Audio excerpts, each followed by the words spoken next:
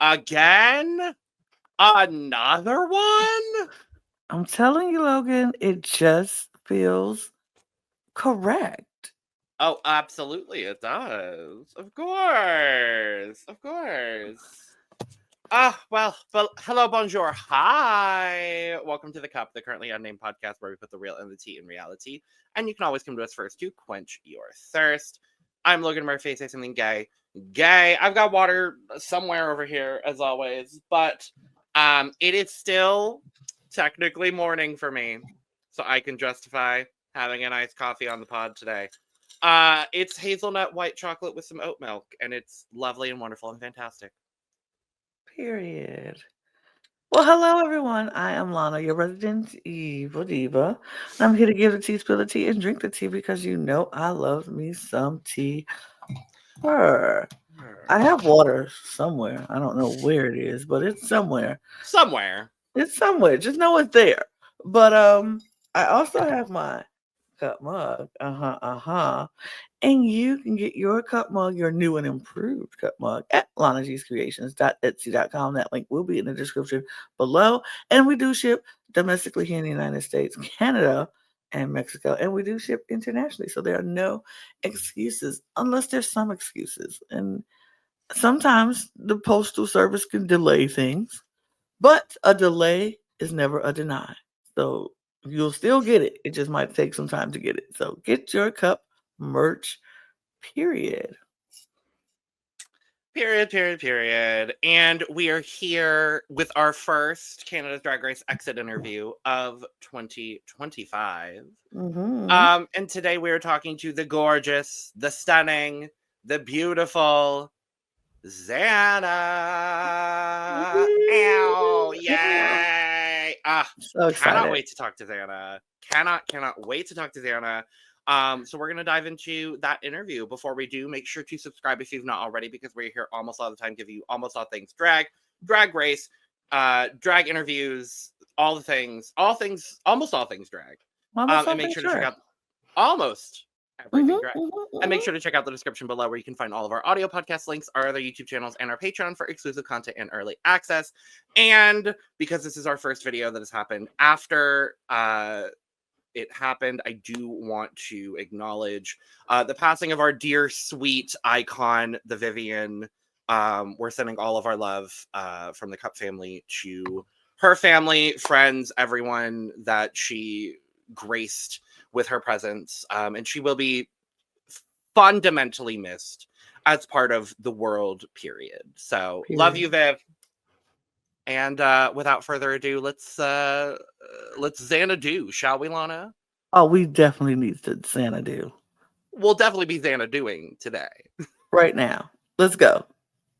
Well, I don't know about y'all, but I Xana do be upset that we're talking to Xana today, even though I'm very happy to see you here. But I'm sad that it's under these circumstances, Xana, because you were eliminated. Well, here's the thing. This is how Xana can still win the finale of Canada's Drag Race Season 5. I'm going to come back. Period. Yeah, we're here. We have to make it happen. And, being eliminated is just a part of the journey. Absolutely. And I want to know, how are you feeling after watching your elimination episode back, watching your whole journey back on Canada's Drag Race? How are you feeling? I feel incredible. This is an experience that so very few of us get to have. And I enjoyed my journey. I enjoyed my time on Drag Race, and getting to watch it back as well has been very interesting. So I've been on top of the world with that. So love that. Good. So, okay, I want to know, where did Xana, the persona, come from? And have you always been connected to like strong, outspoken women throughout your life? And is that how Xana was created, or did Xana it's just you? I think there is no persona. I'm the same in and out of drag. I've always been this kind of fiery person. I'm a Libra, so I don't know where it comes from. I do have Aries in my chart. Yeah, I have an Aries moon, so that's why a lot of people kind of think I'm headstrong and head on. But yeah, I've been like this the whole time. Even like fun, cool things. Like back in high school, I was like the person that got our first non-binary gender inclusive bathroom set up back in like 2014. So like I've always been kind of fighting for the correct path for everybody, and that's just kind of always been how I've identified. I grew up watching Buffy the Vampire Slayer, so I had strong, powerful women influencing my kind of everyday kind of understanding of how I want to be in the world, and that's never stopped. So I love it.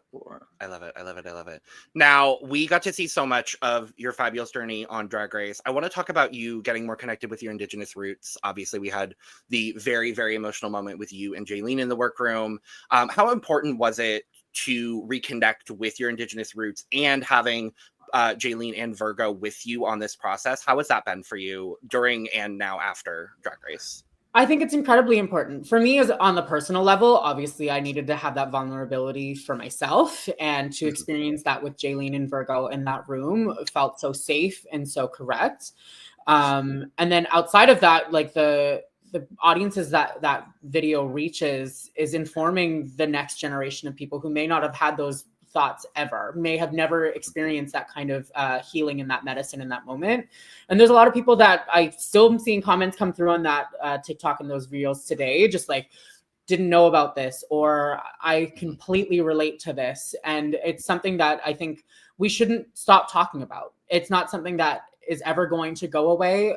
Just because we've been suppressed doesn't mean we need to continue to suppress those things. So I think it's definitely something that has benefited me, and it will benefit future Indigenous people as well as anybody who may be mixed race that has felt that kind of way in their journey. So, yeah, well, I will say, I told Jaylene the same thing. My sister didn't watch the Canada's Drag Race, but she saw the TikTok, and she was like, that was so incredible. I love this moment. Now I want to go back and watch the show. So I had to get her on Wild Present. So she now watches Canada's Drag Race all because of that moment. She loved that. She was like, that just touched my spirit.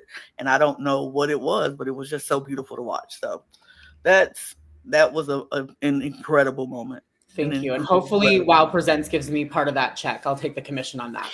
Period. We certainly hope so. We certainly hope so. Yeah, I've had a lot of people reach out to me as well.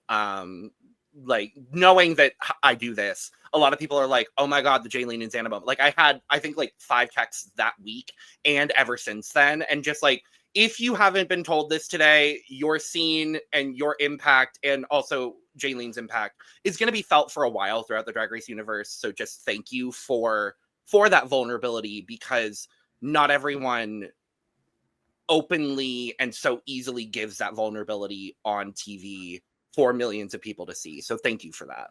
Thank you. And I'm glad that it is able to reach so many different kinds of communities and so many different people, especially bringing people into Canada's Drag Race, because Canada's Drag Race is that specific place that, like, it's not, oh, this queen's going home, we're going to get storyline out. It's built into the story of what we're trying to do on this program. And I think that's what makes Canada's Drag Race special, is that way that it's enlightening and showing the beauty that drag also encompasses with culture.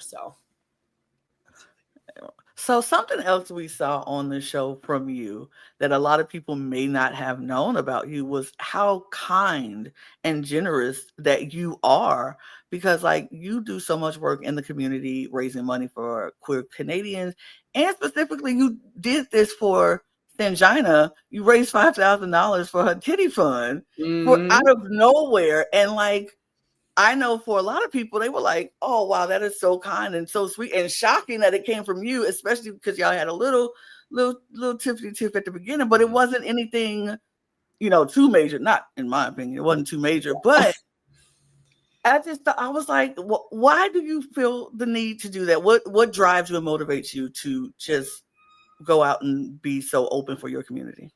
Well, I would like to thank you for saying kind and generous, because that is what I am and what I do. Yeah. I'm not nice. I'm kind. You're kind. It is a difference. Yeah. I'm not nice either. I'm very kind, but I'm not nice. Exactly. Yes, of course, Xana and I bumped heads. I think I've clicked horns with everybody on this program. I really didn't want to hold back anything. I think that's disingenuous. It's not authentic. And I wanted my journey on this show to be authenticity.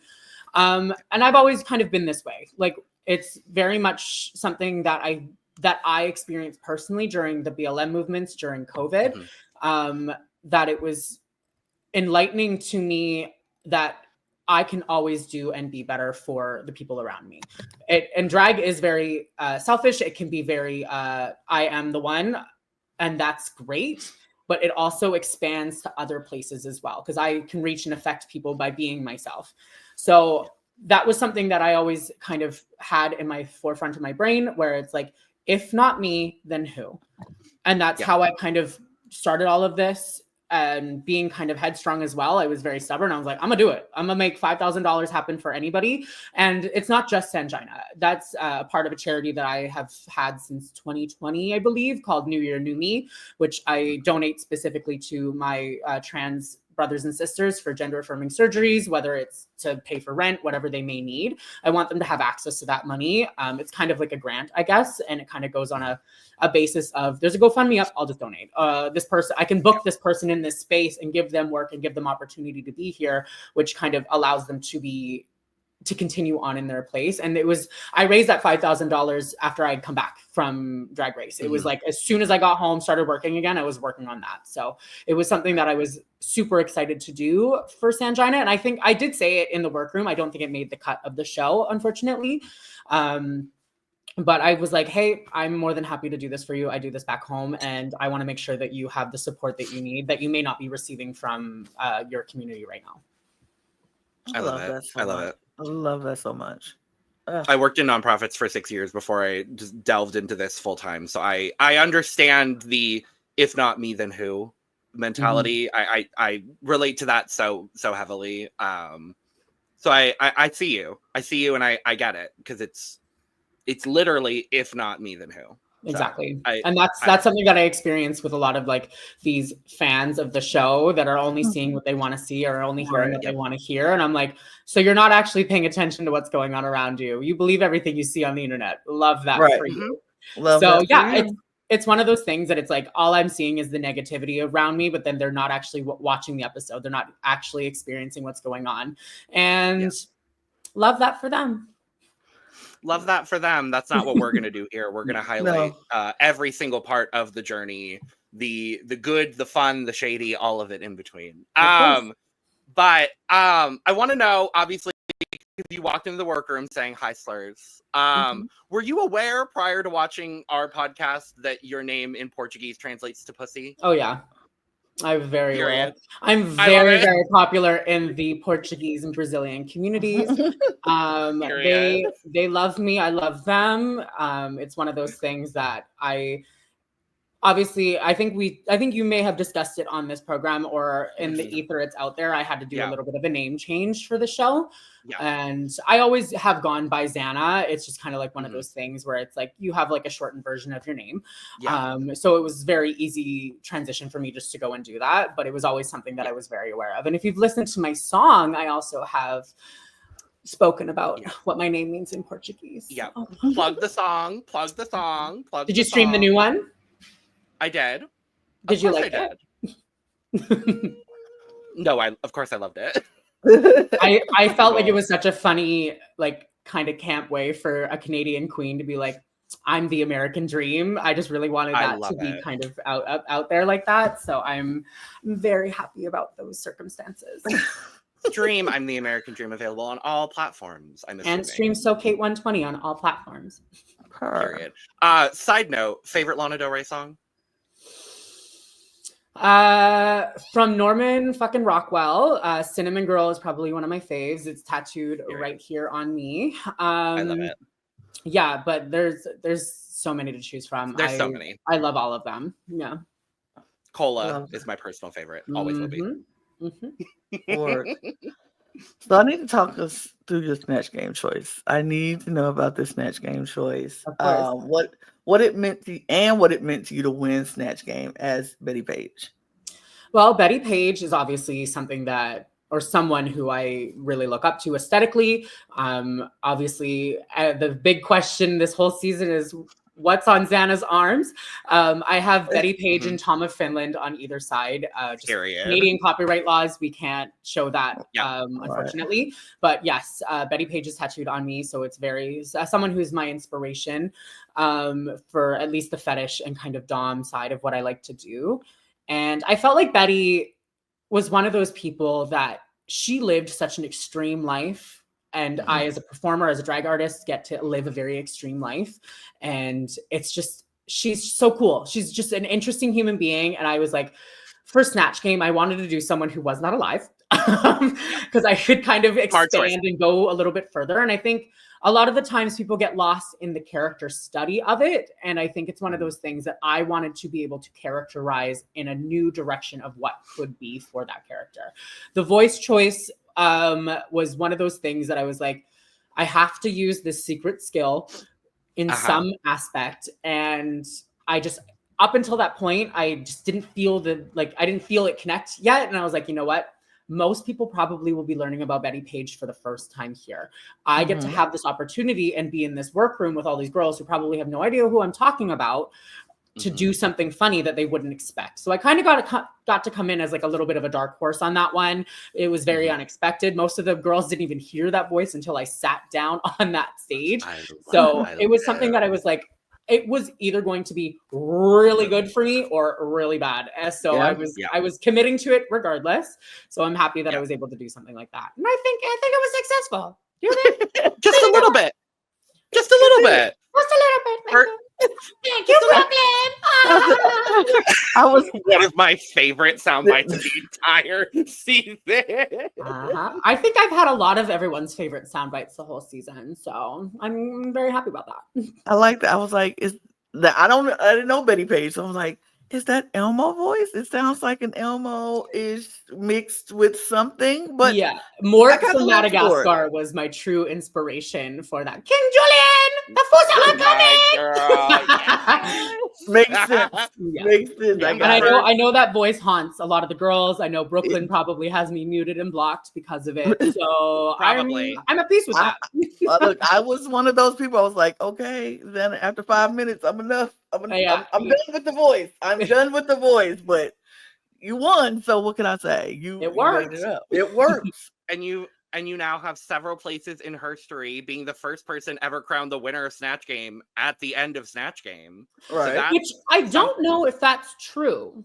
Oh, really? There's a Filipino queen that also was announced a winner on the sound stage as well. I got tagged in this. That I wasn't the only one. I don't know if it was Snatch Game for her, but I think it's happened before. Oh.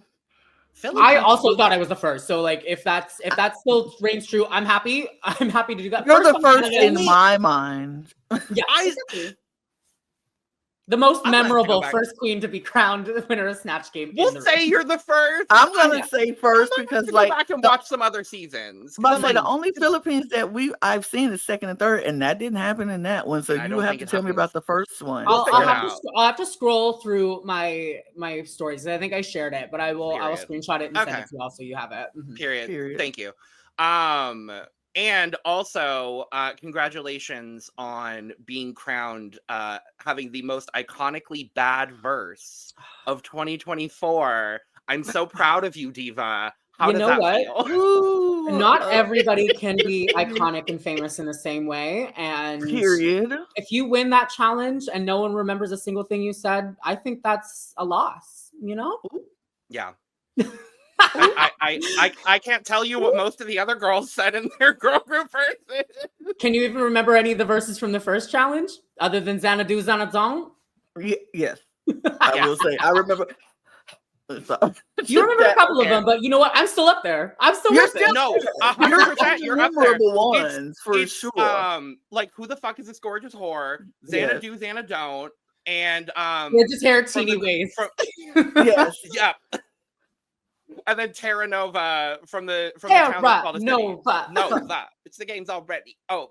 She prophesized herself going home first on that one. Oh, she did. Well, love you, Tara, but just a little bit. I love my sister. She's so silly for that. I live. Love her. But okay, you are a fellow podcast girly, and I want to know about the Cut the Crease podcast. Tell us about your podcast and plug it and, do all those things. Cut the Crease is a world-renowned, award-winning podcast by me, Xana, and Jerry Lynn Spears. Cut the Crease itself, its name is about cutting your crease, being sharp, being pointed. And it was one of those things that we did during the pandemic to get that kind of being in the back room again at a drag show. And we wanted our friends and our sisters and everybody to kind of feel that. And yeah, we're going on 4 years strong. I think we just had 200 episodes a couple months ago, which is really cool. We're not stopping. And yeah, it's just one of those things that I get. It's something that involves drag, but doesn't involve drag. It's kind of like a weekly decompress for me. It's kind of like therapy. So yeah, go ahead and stream it, listen to it wherever you get your podcasts. Yeah, it's fun. It's cool. We get to do really cool, silly things there, and we just kind of get to talk the shit. So that's kind of needed right now. I love that. And I love that. Real quick though, before if I ever meet you, can you beat my face? Because your mug is like incredible. And it's been that way the whole time. I will absolutely apply the cosmetics to you. I am more than happy to do that. You got to shave your eyebrows though, because I don't have those. I'm okay with that. Yeah, I have a little bit of work done myself, so like nothing a little bit of injectables can't fix. And then everything else we'll paint it. We'll do a plastic surgery with the makeup. That's what Miss Fame said. Period. Word. I love. Go ahead. Well, Xana, we want to end off with some superlatives, some quick rapid fire questions for you. So Xana, it is time for you. I mean, you've been doing it all season, but Xana, it's time for you to go off.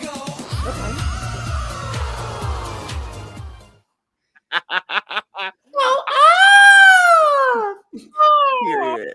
Doesn't get old. It really does not. Well, it doesn't. We love it. Well, for me, maybe. For you, maybe. For us, not as much. Good. We're not there yet. Give us a few months, maybe. But all right, Xana, we want to know your best tea. Who are you closest to out of your season 5 sisters? Tiffany doesn't count because we're already friends outside of that. I think Perla and I have gotten really, really close. Obviously, I opened up the show saying I hated her. A love mess. And honestly, like me and Michaela have gotten even closer through this experience. So those are definitely two people that I get to experience a lot of fun things with. So I'm happy about that. Love that. Gorgeous. We want to know your full cup, Xana. Other than your own runway looks, which were fabulous this season, by the way. Give us one of your favorite runway looks from the episodes that we've seen so far. So this one's kind of controversial. It has to be Uma's ostrich. I love it. I live for that. Honestly, Uma, the secret fashion girl of the season, like say what you want about what she had. That's what we said. She has some references that came from left field, and even her 90s glamour and grunge. I know people didn't like that one. I understood the reference. That's the thing. You have to understand where she's coming from to appreciate the look. You can just regurgitate whatever you've heard on fucking Drag Race before and be like, it's just a bodysuit. Oh, it's green. Be like, girl, you tell me you don't know anything about anything. Like, please. Right. But yeah, no, Uma's ostrich was amazing. I loved her promo look. As soon as she walked in and that, I was like, give that to me. I wish to wear it.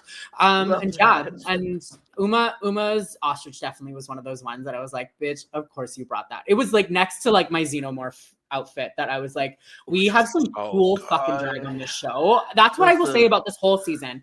We're all performers, which you can't say that about every season. We're all bringing the fashion in a different way, different perspectives, different cultures. And that is something that's unique to season 5 for sure. Period. Popularity, Xana, give us 3 of your favorite Drag Race queens from around the world. Pablo Vittar, love that diva. She's more famous than RuPaul. Correct.